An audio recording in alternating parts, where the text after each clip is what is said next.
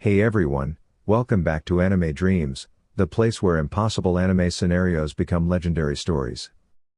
Today, we're diving into a wild Naruto fanfic concept that changes everything we know about strength, survival, and destiny. What if Naruko was born with Wolverine's adamantium skeleton? An unbreakable body. Insane regeneration. Claws capable of tearing through anything. And a shinobi world that has never faced a monster like this before. How powerful would Naruko become? Would the hidden leaf fear her? Or worship her? And how would this change the fate of Naruto's entire story? Before we begin, here's a quick disclaimer. Disclaimer: this content is made purely for entertainment and discussion purposes. I do not own any anime footage, music, or copyrighted material used in this video. Full rights and credits belong to their respective creators and copyright holders.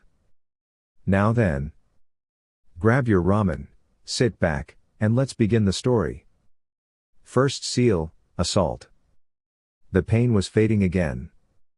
Slowly, like rainwater slipping from a rooftop after a storm, the ache in Naruko's body drifted farther away.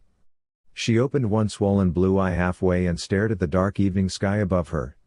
Her cheek throbbed, her arms felt heavy, and every breath carried a sharp sting through her ribs. Even so, warmth flickered beneath her skin as her body quietly healed itself once more.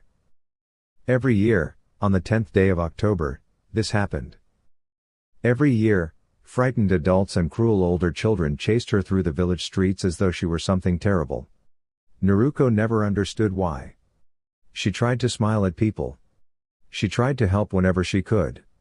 Yet no matter how hard she tried, the cold looks never stopped. Gentle arms lifted her from the ground.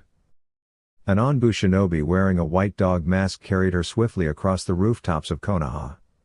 The familiar bouncing motion told Naruko they were heading to the hospital again.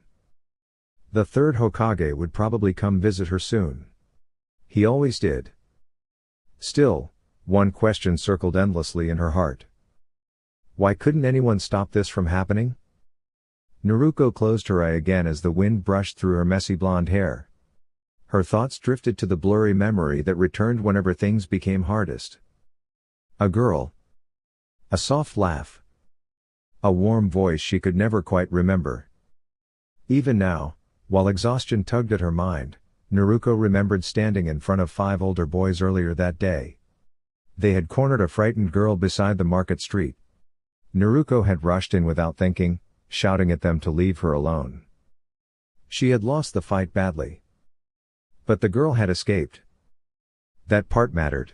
Naruko faintly remembered the girl kneeling beside her afterward, tears in her eyes as she whispered apologies and thanks before being pulled away by an anxious caretaker. The memory always slipped away before Naruko could fully hold on to it. Still, it stayed in her heart like a tiny lantern in the dark. The hospital was quiet that night. Doctors and nurses hurried through the halls, pretending not to notice the little blonde girl resting alone in her room. A few whispered unkind things when they thought nobody could hear, but Naruko had grown used to pretending those words did not hurt. She stared at the ceiling and tightened her small fists beneath the blanket. One day, she would become Hokage. Not because she wanted power. Not because she wanted people to praise her. She wanted to become someone who could protect others so no child would ever feel as lonely as she did. And maybe, if she became strong enough, she could finally find the mysterious girl from her memories. Far away from the warmth of Konoha, deep beneath twisting underground tunnels, strange experiments were being conducted. Naruko woke slowly. The room smelled of medicine and cold stone. Bright lamps hung overhead, making her squint. She tried to move, but soft restraints held her safely against a table. Nearby, 2 researchers quietly discussed papers covered in notes and sketches. One of them noticed her open eyes. "Oh," the taller man said calmly. "You're awake." His voice was smooth and quiet, though something about it made Naruko uneasy. The shorter assistant carefully adjusted a glowing device beside her. "You've been very brave," the assistant said gently. "We are trying to help your body become stronger. Naruko blinked in confusion. Stronger? Her body already healed faster than most people. Yet lately she had felt weaker and weaker, as though something inside her bones was crumbling like dry leaves. The taller scientist studied her thoughtfully. "We found traces of a very rare ability inside you," he explained. "We believed another special material might help stabilize it." Naruko did not understand most of the long words he used. She only knew she was frightened. Still, the researchers worked carefully. Strange medicines glowed pale blue. Tiny seals shimmered softly across metal instruments. Every procedure left Naruko exhausted, but the assistants wrapped her in warm blankets afterward and gave her water to drink. Days passed. Then weeks. At first, Naruko's condition improved. Her breathing became easier. The pain faded. She could even stand again for short periods. But soon, new problems appeared. Her arms trembled whenever she lifted them. Her legs weakened. Even simple movements made her bones ache deeply. The scientists became worried. "She's rejecting the reinforcement," one assistant whispered sadly.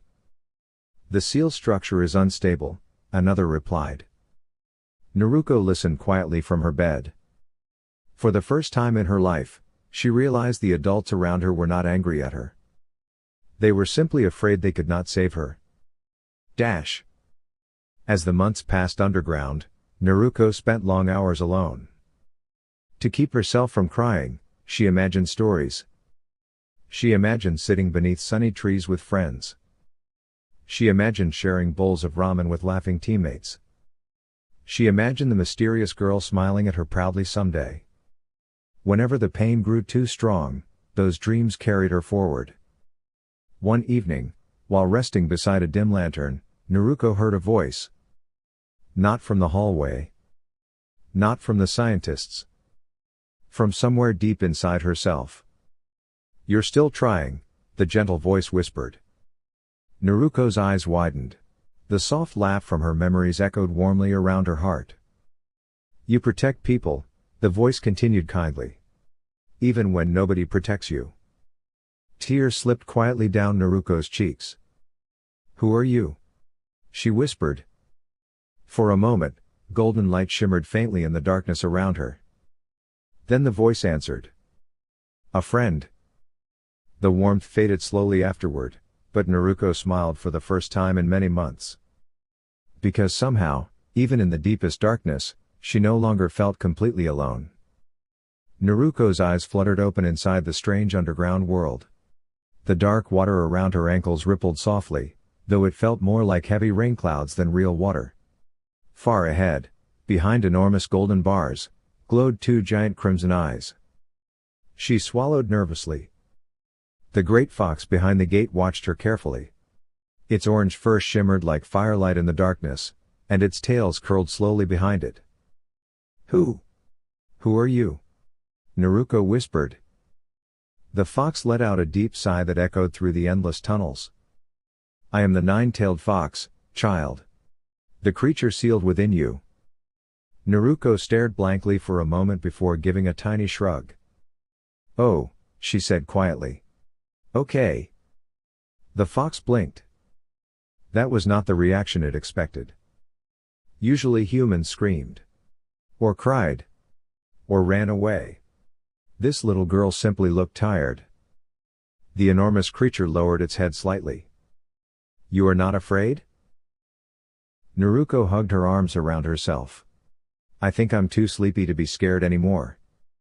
For the first time in many years, the mighty fox felt something unfamiliar. Concern.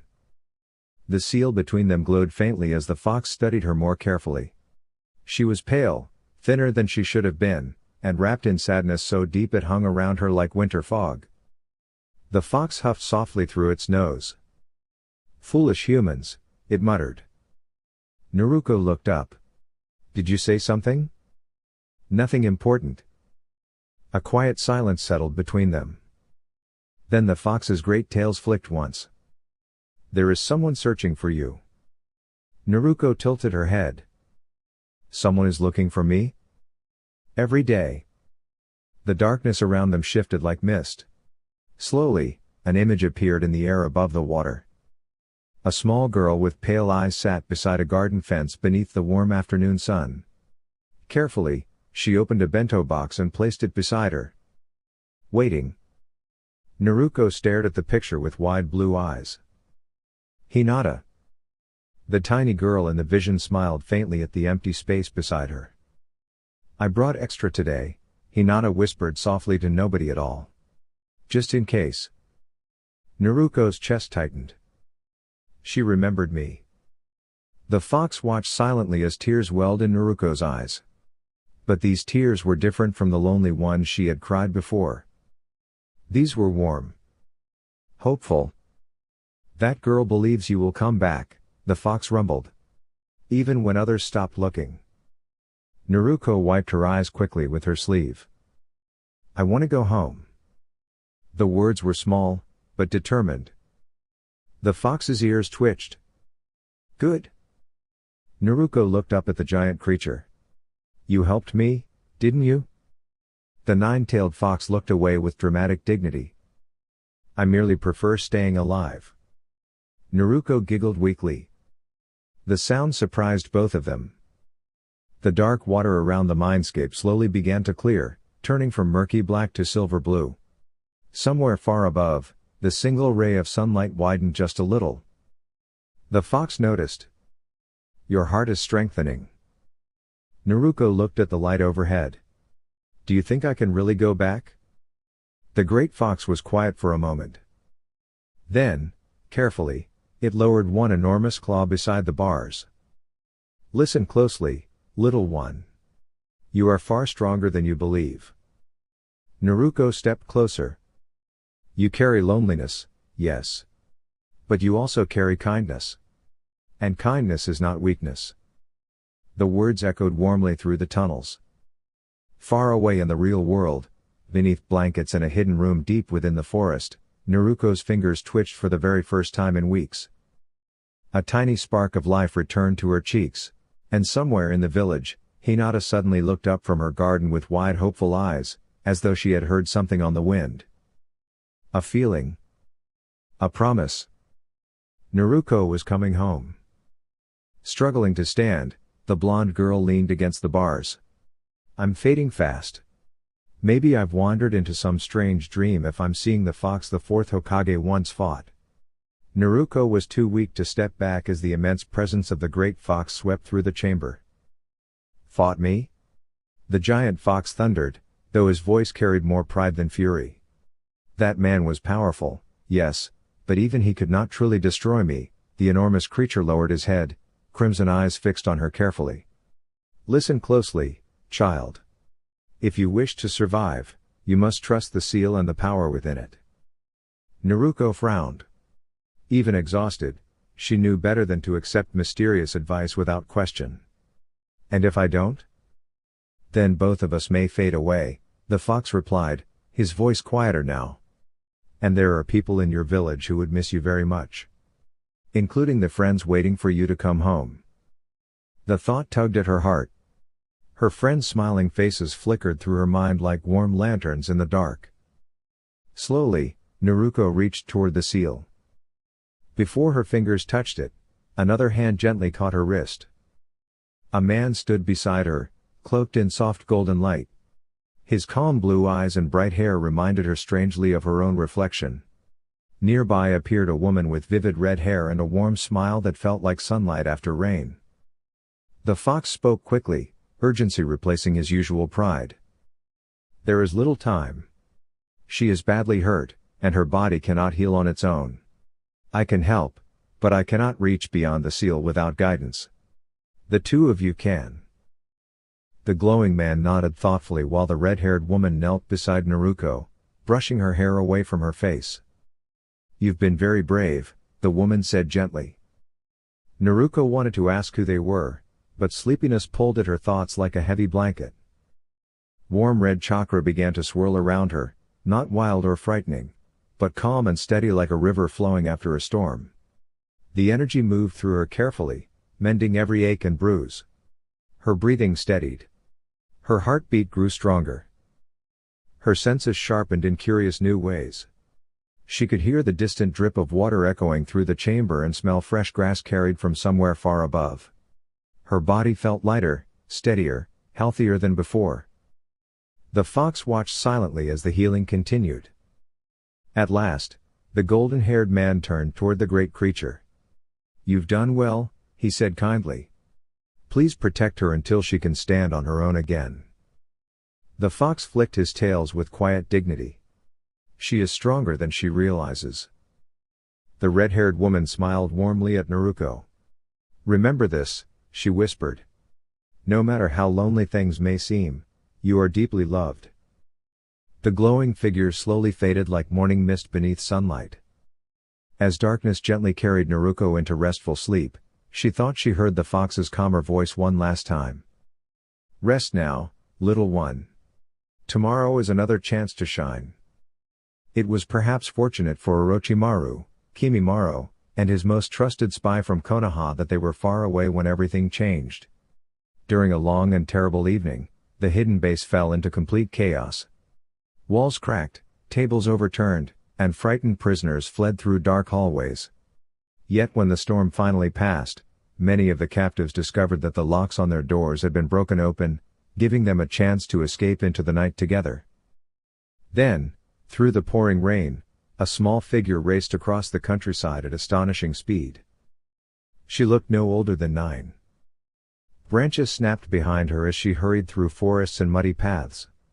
Her golden hair clung to her face from the rain, and strange silver claws extended from her hands whenever thick roots or fallen trees blocked her way. Despite her frightening appearance, her expression was not cruel. It was confused, frightened, and exhausted. Deep inside her mind, the great fox spirit guiding her could feel an ancient seal beginning to close once more. The fox urged her onward, trying desperately to lead her somewhere safe before its own strength faded away again. At last, the girl burst from the trees onto a quiet road. She stopped suddenly, blinking in surprise. A tall blonde woman and a younger dark-haired woman stood nearby beneath traveling cloaks. Between them sat a tiny pig wearing a little blue vest.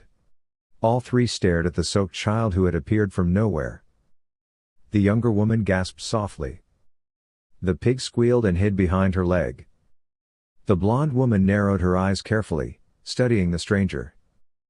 The child opened her mouth as if to speak, but before she could, the strange energy surrounding her vanished. Her sharp claws slid back into her hands, her fierce expression faded into confusion, and she collapsed gently onto the road. The blonde woman stepped forward immediately.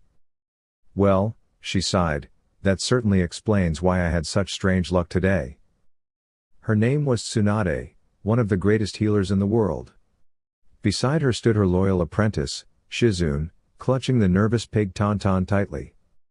Tsunade knelt beside the unconscious girl. The child's clothes were torn and muddy, though Tsunade noticed they had once resembled hospital garments. Faint scars covered her arms, but to Tsunade's amazement, the wounds were already healing before her eyes. Most surprising of all were the strange metal-like claws hidden within the girl's hands. "A rare ability, perhaps," Tsunade murmured thoughtfully. Carefully, she lifted the child into her arms.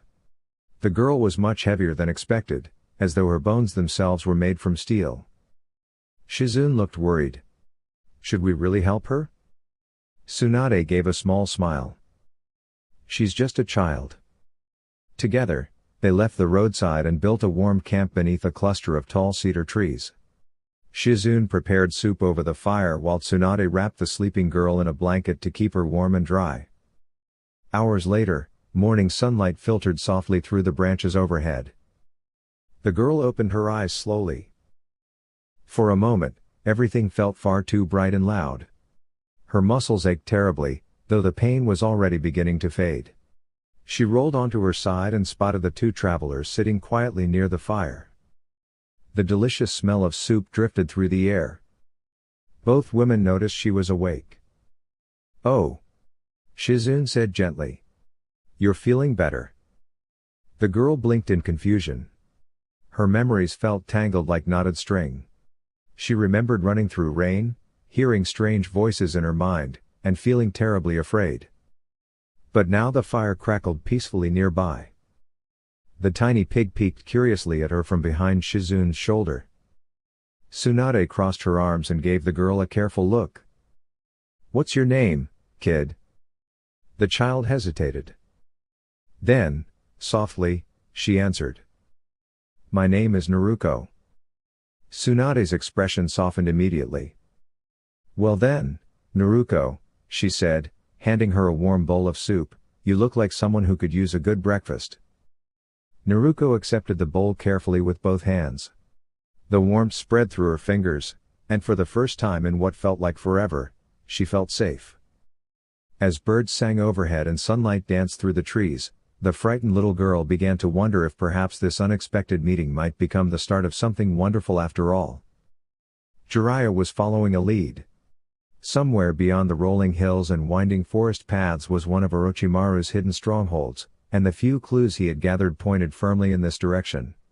As he walked, staff tapping lightly against the road, he came upon a lively gambling house filled with laughter, clattering dice, and excited voices. One conversation in particular caught his attention. "So there she was," a rough-looking gambler explained dramatically to the crowd around him, "throwing the worst rolls imaginable all evening. Everyone figured she'd quit any second. Then Kodama dares her to bet everything she has left on hard sixes."